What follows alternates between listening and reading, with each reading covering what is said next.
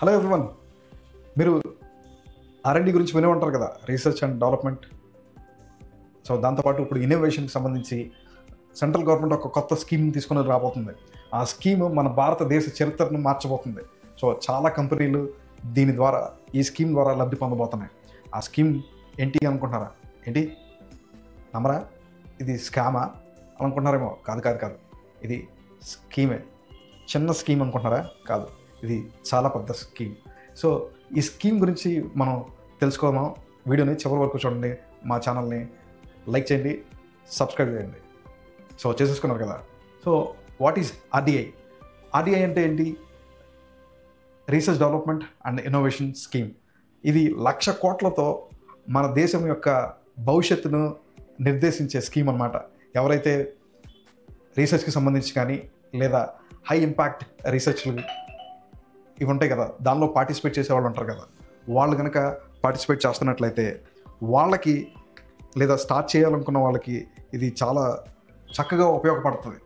So ఇది వాళ్ళ తిరోగమనాన్ని మారుస్తుంది అనడానికి ఏమాత్రం అతిశయక్తి కాదు. మన దేశంలో ఇక్కడ మీకు ఒక ఇన్ఫోగ్రాఫిక్ చూపించాను చూడండి. మన దేశం టోటల్ జీడిపిలో మనం R&D మీద ఎంత వెచ్చిస్తామో తెలుసా? 0.65%. అదే US కానీ చైనా కానీ లాంటి దేశాలు వాళ్ళ జీడిపిలో 2.5, 2.8 అలా ఉన్నాయి. సో ఇంత ఎక్కువగా వాళ్ళు R&D కోసం వెచ్చిస్తున్నారు. సో తద్వారా భవిష్యత్తులో రాబోయే ఏవైతే ఇబ్బందులు ఉన్నాయో వాటన్నిటికీ చక్కటి సొల్యూషన్స్ని మనంతటా మనమే తయారు చేసుకోవాలి అన్న ఉద్దేశంతో భారత ప్రభుత్వం దీన్ని తీసుకొని వచ్చింది. సో మనందరం కూడా దీన్ని చక్కగా ఉపయోగించుకుంటే మన రాష్ట్రాల్లో ఉన్న కంపెనీలు, అలాగే ఆ తర్వాత ఉద్యోగాల విషయంలో, ప్రోడక్ట్స్ విషయంలో, ప్రొడక్షన్ విషయంలో ఎన్నో మార్పులు ఈ స్కీమ్ ద్వారా రాబోతున్నాయి అనడానికి ఎంత మాత్రం ఆశ్చర్యం కాదు.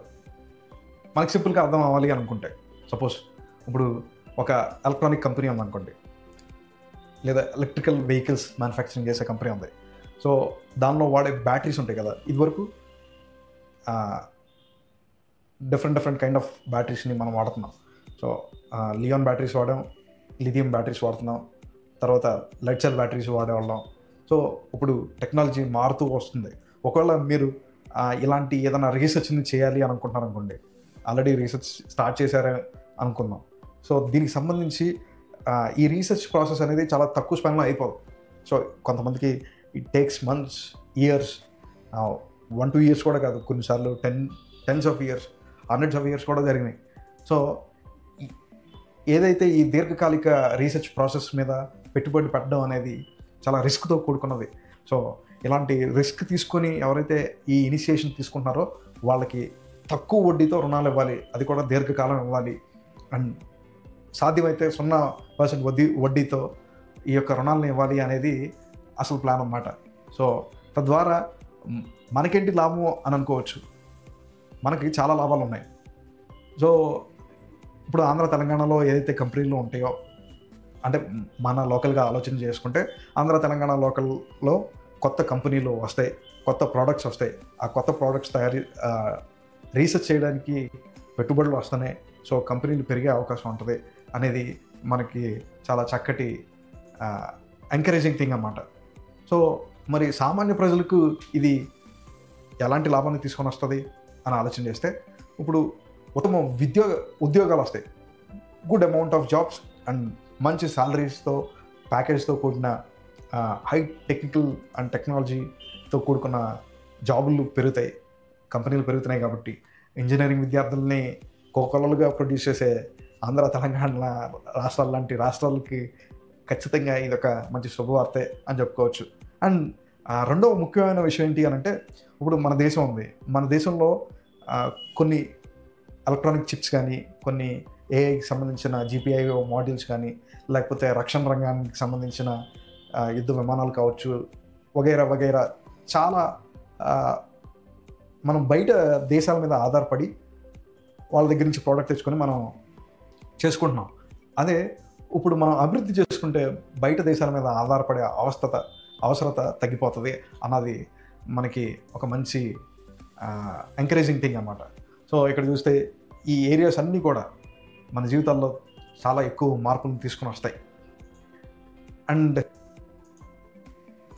ఇప్పుడు ఇంకొక విషయం కూడా ఏంటి అంటే, మనంతటా మనం ప్రోడక్ట్స్ని తయారు చేసుకుంటాం అనుకోండి, అది కూడా క్లీన్ ఎనర్జీతో లేదా హెల్తీ డివైసెస్ని కనుక మనం తీసుకొని ఆ సొల్యూషన్స్ కనుక తీసుకొని వస్తే ప్రజల యొక్క జీవన ప్రమాణాలని మనం పెంచగలుగుతాం. ఎందుకంటే ప్రతిదీ లోకల్గా తయారవుతుంది కాబట్టి. So it helps a lot. So ఇంకొంచెం సింపుల్గా అర్థం చేసుకోవాలి అనుకుంటే,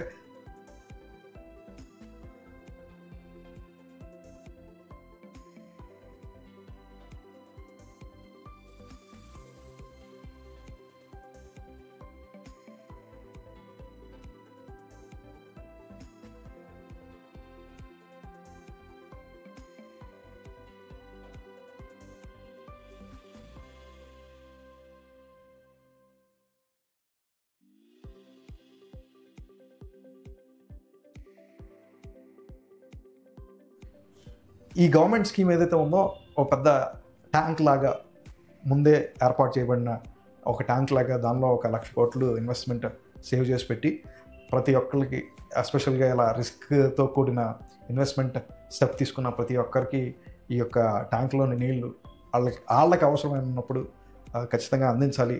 సో అని చెప్పేసి ఈ స్కీమ్ని తీసుకొని వచ్చారు. తద్వారా ఏమవుతుంది అని అంటే, అప్పుడు వాళ్ళు ఇనీషియల్గానే పెద్ద రిస్క్తో ఈ స్టెప్ని తీసుకొని వస్తారు.